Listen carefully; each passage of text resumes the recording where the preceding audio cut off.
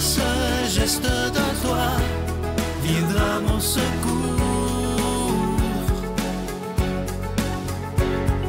Viens semer dans mon âme le grain de l'amour. Je traverse un désert et je meurs de soif.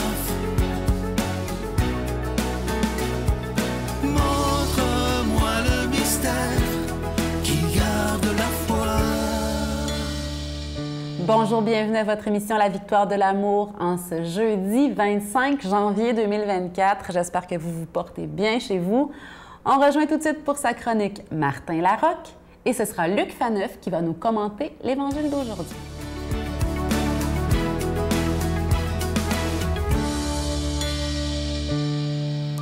Bonjour à vous tous, les victorieux, les victorieuses et tous ceux qui doutent encore. Il y en a, semble-t-il. Si je vous dis « saute pas dans le trou », ça vous allume quoi comme image? Suivez-moi là, faites-moi confiance. Depuis longtemps, moi je tente toujours de trouver c'est quoi exactement le rôle qu'on a les uns avec les autres, les uns envers les autres. Quelle est la meilleure attitude à avoir ensemble, sachant qu'on fait partie du même espace, OK? Qu'on partage la même planète, pour être philosophique. Comment mon meilleur peut aider toi ou ton meilleur? Et surtout, comment ma présence fait que lorsque tu quitteras la pièce, tu te sentes bien et ou mieux? Et vice-versa. Lorsque toi, tu vas quitter l'endroit, la pièce, le rendez-vous, je me sens pas cheap ou laid, que je me sente mieux, bien, voire plus grand. Le mot qui me vient, puis ça, je vais le répéter souvent aussi parce que je l'aime, ce mot-là, c'est l'inspiration. Notre rôle est de s'inspirer les uns les autres. L'inspiration, pour moi, c'est une espèce de souffle de vie. C'est exactement un souffle de vie. Qu'on soit parent, patron, employé, famille, tout ça, l'idée est de s'inspirer, pas de se convaincre, pas de dire « j'ai raison, puis ça va être ça, puis écoute-moi ». Non, de s'inspirer. L'inspiration, c'est comme un souffle, c'est comme un vent. C'est pas quelque chose de palpable, encore une fois. J'allais dire, c'est comme l'amour. Regardez bien, si je vous dis que dans la vie, un prof enseigne, all right. Un bon prof démontre. Ah, ça fait plus de sens. Mais un excellent prof inspire. Ça, c'est le nec plus ultra. Salut, Richard Joly, mathématiques, secondaire 2. Un excellent prof va inspirer. Inspirer, c'est aussi avoir la couleur peut-être de aider. Fait que, si tu vois quelqu'un dans le trou, quelqu'un qui est dans la misère, quelqu'un qui a un coup bas, qu'est-ce qu'on va faire? On va se pitcher dans le trou avec? Non! Pas du tout! L'idée, c'est de l'inspirer à sortir de là. Lancer une échelle, une corde, ou lui donner une raison de sortir de là. C'est ça l'inspiration. L'inspiration, et là je vais le lire parce que j'adore cette phrase-là, c'est aspirer à être la meilleure version de nous qui peut venir en s'inspirant des gens inspirants. Il faut s'entourer des gens qui nous élèvent, qui nous amènent à être plus grands, plus beaux, plus forts. C'est ça notre rôle. Il faut s'inspirer les uns les autres. Le fondateur des scouts, Lord Robert Stevenson Smith Baden-Powell of Gilwell, c'était son nom. Il disait « Essayez de quitter cette terre un peu meilleure que vous l'avez trouvée. » C'est peut-être ça l'inspiration. Bonne semaine.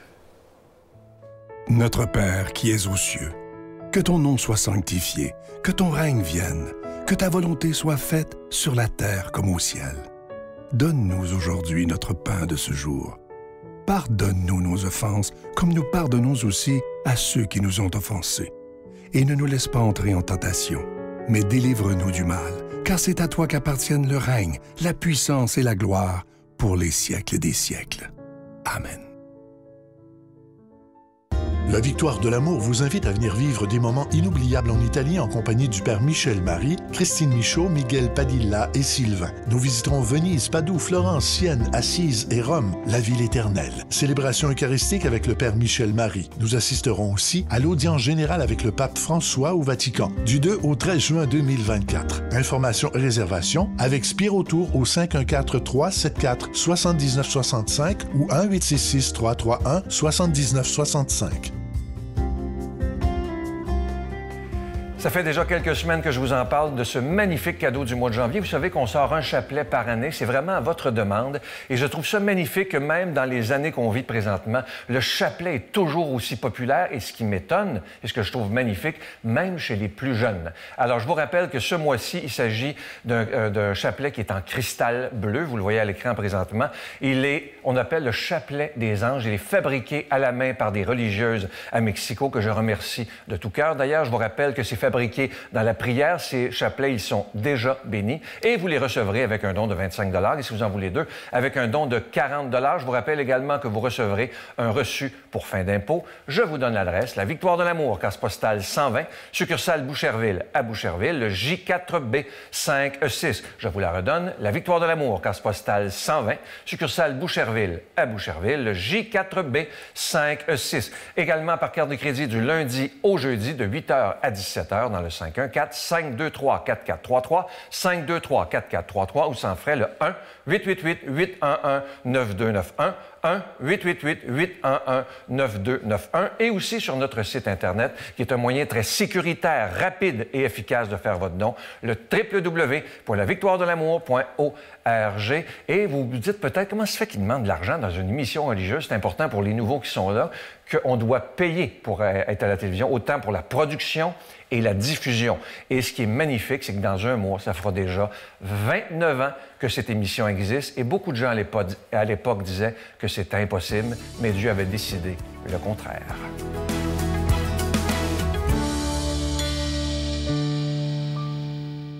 Mon Dieu, donnez-moi la sérénité d'accepter les choses que je ne peux changer, le courage de changer les choses que je peux et la sagesse d'en connaître la différence.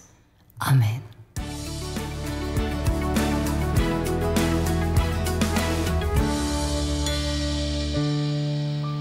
Bonjour, bon jeudi matin, heureux d'être avec vous. On va voir que dans l'Évangile d'aujourd'hui, Jésus va nous rappeler la dimension missionnaire de l'Église comme institution, mais aussi plus particulièrement notre devoir personnel d'y participer chacune, selon nos moyens. Donc demandons à l'Esprit Saint que cette parole de Dieu nous aide à mieux connaître Dieu et à mieux l'aimer. Jésus ressuscité dit aux 11 apôtres: « Allez dans le monde entier, proclamez la bonne nouvelle à toute la création. Celui qui croira et sera baptisé sera sauvé. Celui qui refusera de croire sera condamné. Voici les signes qu'accompagneront ceux qui deviendront croyants. En mon nom, ils chasseront les esprits mauvais. Ils parleront un langage nouveau. Ils prendront des serpents dans leurs mains, et s'ils boivent un poison mortel, il ne leur fera pas de mal. Ils imposeront les mains aux malades, et les malades s'en trouveront bien. » Acclamons cette parole de Dieu. Louange à toi, Seigneur Jésus. Vous et moi, on suit Jésus. Hein? Ça veut dire quoi, suivre Jésus? Quand on a la chance de creuser un peu l'histoire de la vie de Jésus, on réalise que ça ne paraît pas beaucoup dans les évangiles. Mais Jésus a vraiment beaucoup voyagé. Ah, pas voyagé touriste en Club Med, là. Non. Jésus a beaucoup marché, traversé la Palestine du nord au sud, des centaines de kilomètres, plusieurs fois dans sa vie publique qui a duré 3 ans. Et même avant, parce que déjà tout jeune, on partait de Nazareth, on descendait à Jérusalem 2-3 fois par année pour les grandes fêtes et tout le reste. Mais à partir du moment de sa vie publique, à partir du moment où Jésus vraiment là, constitue ce qu'on appelle le collège apostolique, le premier groupe des disciples, Jésus va se promener partout en Israël, en Palestine. Il va s'adresser d'abord et avant tout, évidemment, aux brebis perdues de la maison d'Israël. Autrement dit, aux Juifs de son époque, le petit peuple, puis évidemment l'élite religieuse, le Sanhédrin, chef des prêtres, lévites, scribes et tout le reste. Mais Jésus va déborder aussi en territoire non juif. Syrie, Tidon, la région de l'Est de la Palestine au-delà du Jourdain. Donc des territoires, puis il y a même certaines villes autour du lac de Tibériade, dont justement Tibériade, qui étaient sous forte influence hellénisante, grecque. D'accord? Donc Jésus, déjà, de son vivant, avec ses disciples, va vivre, va chercher à donner, j'allais dire, une ouverture missionnaire, puis là je rajoute missionnaire universel à son message et à, évidemment, son œuvre de salut. Proclamer la bonne nouvelle, pas seulement aux Juifs. Oui, en Jean 4, on dit « le salut vient des Juifs ». Mais le salut n'est pas que pour les Juifs. Jésus ressuscité. Proclamer la bonne nouvelle à toute la création. Ça veut dire le monde entier. Messieurs, dames, à l'évidence, peu importe, j'ai eu la chance d'étudier l'histoire des religions.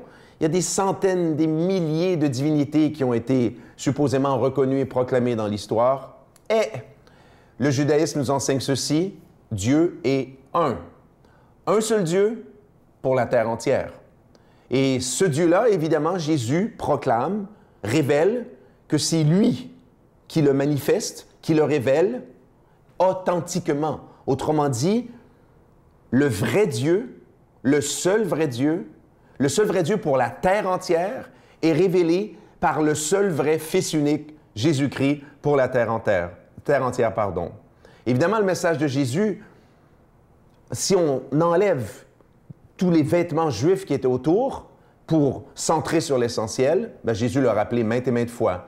Aime le Seigneur ton Dieu, qui est un, qui est multiple, de tout ton cœur, de toute ton âme, de toute ta force et ton prochain comme toi-même. Ça, c'est un message qui pouvait parler aux Romains, les Romains qui étaient les maîtres du monde de l'époque. Voilà pourquoi, évidemment, eux, ils étaient polythéistes. Hein? Il y a le panthéon romain à la suite du panthéon des Grecs, plein de divinités. Mais ils pouvaient comprendre cette logique, ils pouvaient comprendre cette beauté. Celui qui croira et sera baptisé sera sauvé. Hier comme aujourd'hui, croire en Dieu, c'est une proposition, c'est une offre. Personne est tenu de croire en Dieu.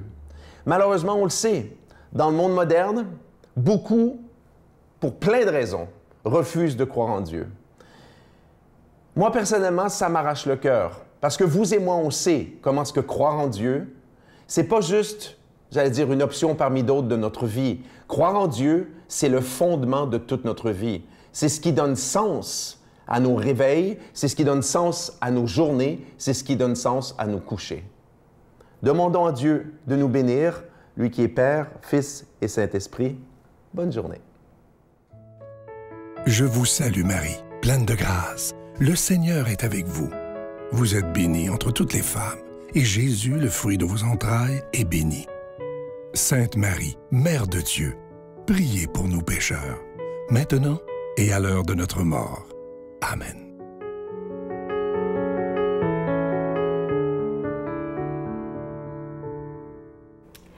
Aujourd'hui, c'est la fête de la conversion de Saint Paul. Je pense que si on souligne cet anniversaire, c'est parce que c'est la preuve. Hein? Saint Paul est la preuve. Lui, il était persécuteur des chrétiens. Il ne voulait rien savoir et il est devenu un des plus grands défenseurs de la foi en Jésus. Il est devenu même un propagateur. Il a écrit, vous savez, vous connaissez Saint Paul, la preuve que Dieu est capable de tout avec nos faiblesses. Il est capable de faire de nous des saints et c'est ce que je nous souhaite. Bonne journée. Écoute, c'était pas facile. J'ai vécu le décès de ma mère vers 8 ans. Et après, ça a été des années encore plus difficiles et j'ai été obligé de me faire placer par la DPJ.